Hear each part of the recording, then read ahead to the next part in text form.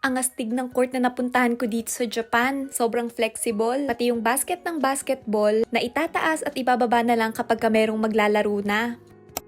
Meron akong pasok ngayong araw pero hapon pa nga, kaya pwede pa maglaro bago magtrabaho. Nagpababa ako kay Ate Erisha dito sa Lawson kasi guys hindi pa ako nagkakape. Bumili na ako ng kape dito at ng tubig, yung talagang malaki na, mauhawin kasi ko. Binilhan ko na rin si ate nitong otsa. Ito ang unang court na napuntahan namin, malapit sa airport. Pagkarating namin dito ang daming mga estudyante at tao, kaya as expected wala nang available na court. Meron din daw kasing competition ngayon, kaya pala nung nakita namin kanina ang daming umiiyak. Alam nyo naman guys, yung mga Japanese kung gaano ka-dedicated sa ginagawa nila, mapatrabaho man yan o sports, talagang laging binibigay nila yung best nila. Buti na lang meron pa kami nakitang isa pang court na hindi naman kalayuan. Kaso guys, pagkarating namin dito, wala talagang katao-tao. Medyo nalito pa nga kami kung saang building yung papasukin namin. Dalawa kasi itong nakikita namin, buti na lang tinawagan na ni ate. Ngayong araw guys, grabe, sobrang lakas din talaga ng hangin. Tignan nyo naman guys, parang kami nga lang yung tao dito. Hindi rin yung staff yung magre-receive ng bayad mo. Kasi guys, dito sa machine ka na rin magbabayad. Nagulat nga ako kasi sobrang mura. Nasa 110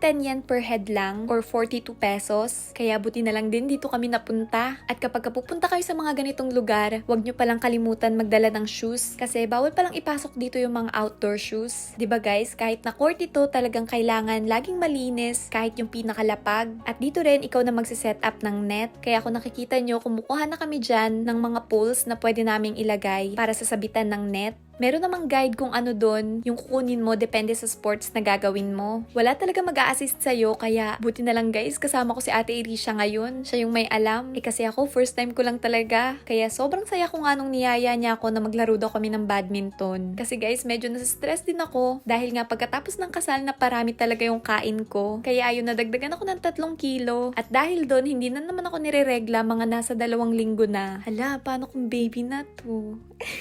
Charis lang. Feeling ko talaga guys, delay lang. Kasi nga alam nyo na meron akong PCOS. Kaya nga kung malapit lang din talaga pumunta dito. At lagi ring merong kalaro. Naku, lalagi-lagiin ko talaga yung paglalaro nitong badminton. Or kahit na anong sports basta gumagalaw yung katawan ko. Gusto ko rin maglaro ng volleyball, basketball. Kahit na hindi ako masyado marunong. Sa mga taga-Tuyama dyan, yayain nyo naman ako mag-basketball. Pero yung ano lang, relax lang na laro. Larong pampabebe lang.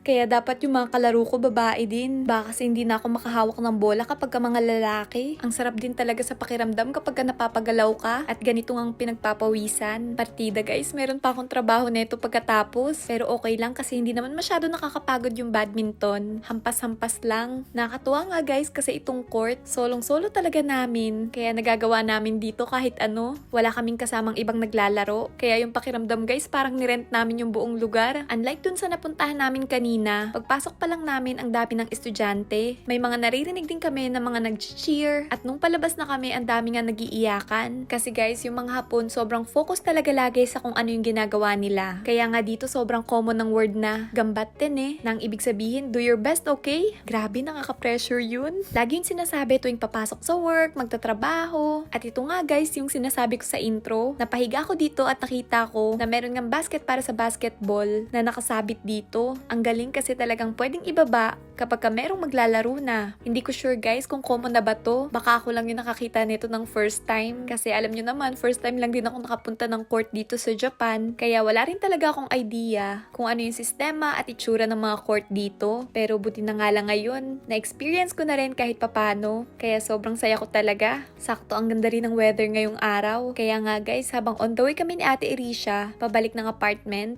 video talaga ako ng video ng paligid. Kasi tignan nyo naman, sobrang ganda talaga ng kalangitan. Tapos, nagpapakita pa ngayon yung Tateyama. Though, hindi na siya sobrang puti, katulad ng mga nakaraan na mga nakikita nyo sa videos ko. Syempre guys, alam nyo na, pa-summer na. Kaya yung snow din dyan, medyo natutunaw na. Nakikita nyo, meron pa ring puti, pero kukonti na lang. Habang on the way pa uwi nga, meron din kami nakitang nagrarally. Don't worry guys, sobrang peaceful pa rin. Ayun lang guys, mag-aasikaso na ako sa pagpasok. Mitikurete arigato ne. Bye-bye!